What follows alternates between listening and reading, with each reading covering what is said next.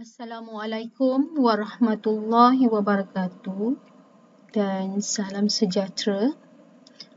Jadi minggu ini kita akan teruskan dengan berbaki dua lagi amali di mana amali yang ke-11 dan juga amali yang ke-12 Tapi untuk minggu ini saya akan terangkan satu amali iaitu amali 11 sahaja. Manakala untuk amali yang ke-12 saya akan bagi tugasan tersebut pada minggu seterusnya lah. Okey. Untuk amali 11, korang boleh refer di paparan outer. Saya ada masukkan kertas arahan soft copy untuk lab 11, di mana lab 11 ini korang perlu buat berkaitan dengan design and usability evaluation of interactive multimedia materials for TVET education.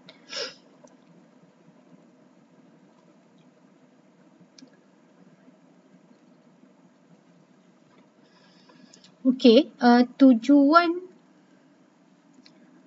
amali yang ke-11 ini adalah untuk membimbing pelajar melalui proses mereka bentuk bahan multimedia interaktif yang mana bahan-bahan tersebut perlu disesuaikan untuk TVET dan pelajar akan mempelajari prinsip reka bentuk multimedia, pembangunan yang berpusatkan pengguna dan juga teknik penilaian kebolehgunaan bagi menghasilkan sumber pendidikan yang berkesan. Dan amali ini juga bertujuan untuk membangunkan kemahiran pelajar dalam menghasilkan kandungan multimedia yang menarik dan juga secara langsungnya pelajar dapat menilai kebolehgunaan secara sistematik untuk pengalaman pembelajaran. Okey, dalam lab 11 ini, objektif lab ini adalah untuk mereka bentuk bahan pendidikan multimedia interaktif yang perlu disesuaikan untuk TVET learners, untuk pelajar TVET, dan korang perlu menjalankan penilaian kebolehgunaan. Maksudnya setelah selesai design, korang perlu menilai kebolehgunaan bagi memastikan keberkesanan, kepuasan pengguna dan juga kemudahan penggunaan. Okey. Materials yang diperlukan untuk lab ini, for sure lah korang perlu guna komputer dan juga korang guna software-software atau apps yang bersesuaian lah.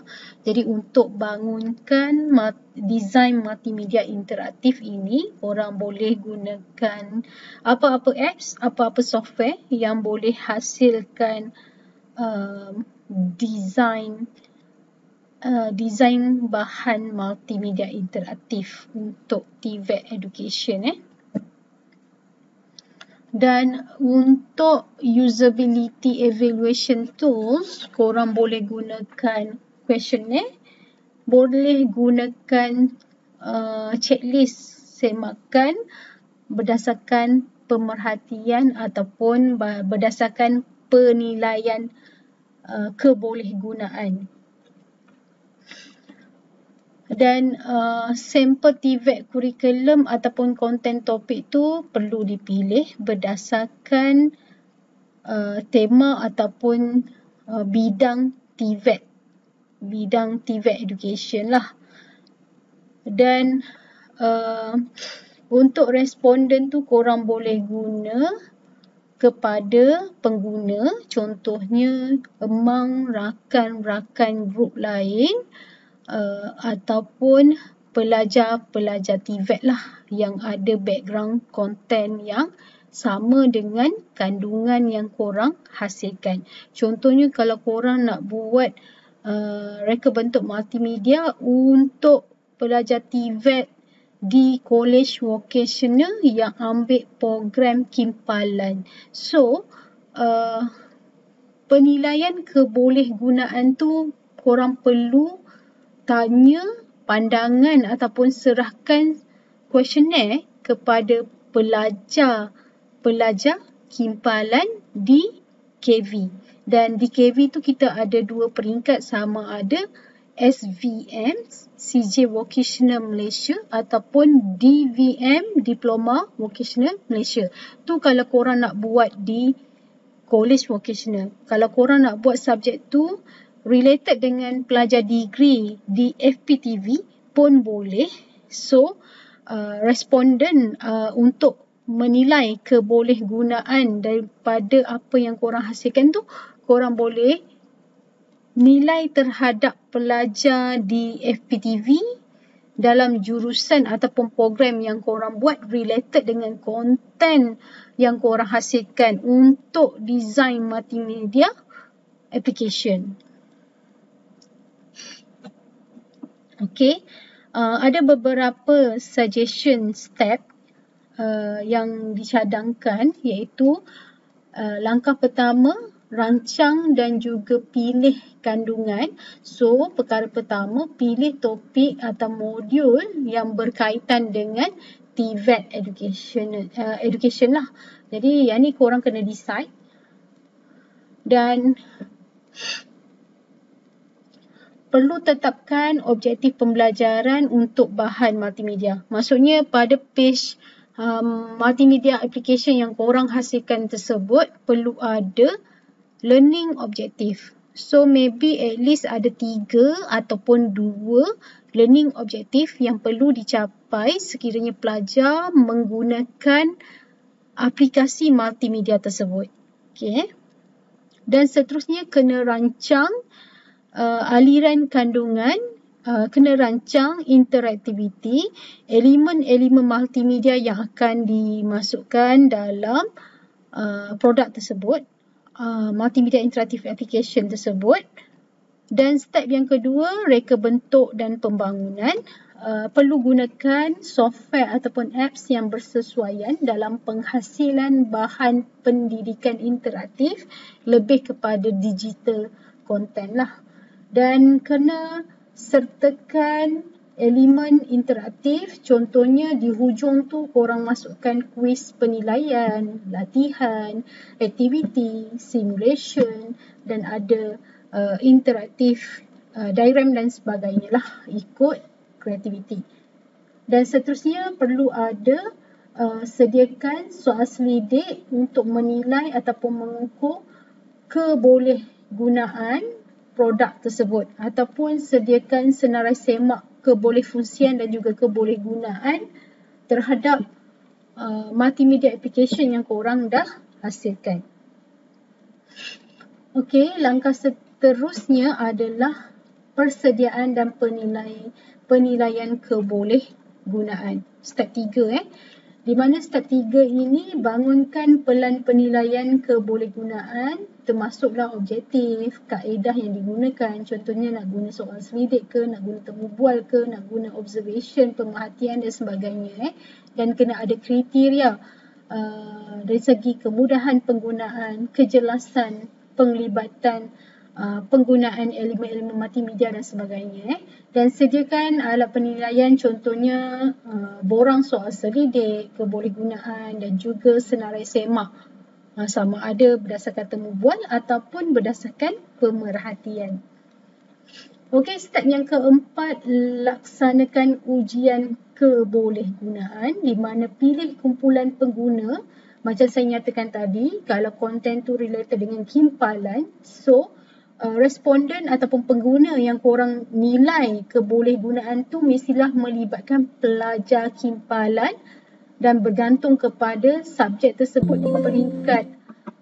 di peringkat degree ataupun di peringkat college vocational dan sebagainya. Okey, untuk langkah keempat ni, termasuk juga berikan arahan kepada pengguna bagaimana menggunakan bahan tersebut. Maksudnya dia ada user manual ataupun sediakan button help untuk memberi guideline ataupun memberi panduan kepada pengguna bagaimana menggunakan produk multimedia tersebut.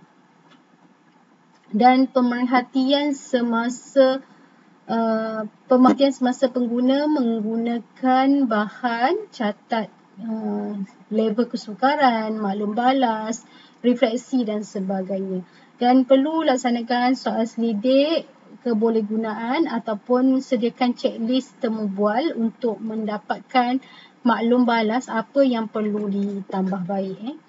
Dan yang seterusnya adalah analyze evaluation data. Analisis data penilaian di mana setelah korang dapat dapatan daripada penilaian kebolehgunaan daripada pelajar-pelajar, pengguna-pengguna, korang perlu kumpul dan perlu analisis maklum balas daripada ujian kebolehgunaan tersebut dan perlu kena pasti isu-isu dalam kebolehgunaan, tahap kepuasan pengguna dan juga aspek-aspek yang perlu ditambah baik. Okey, langkah terakhir, step 6 iaitu revise and improve, iaitu penambahbaikan di mana perlu lakukan penambahbaikan berdasarkan hasil penilaian daripada pengguna. Maksudnya contohnya kalau pengguna komen audio yang dimasukkan tidak jelas. So, korang perlu tambah baik, improve dan record semula audio tersebut agar ianya lebih jelas. Ataupun kalau pengguna komen warna yang digunakan tu tidak kontra antara background dan juga foreground, so korang perlu tambah baik. Contohnya imej yang digunakan tu tidak sesuai dengan kandungan yang nak diterangkan. So korang perlu tambah baik bergantung kepada hasil penilaian kebolehgunaan. So setelah selesai korang perlu send soft copy termasuk produk yang dihasilkan dan juga report di mana dalam tersebut ada interaktif multimedia material file. Maksudnya kalau korang guna Canva ada soft copy Canva tersebut. Kalau korang guna PowerPoint adalah file PowerPoint bahan interaktif tersebut.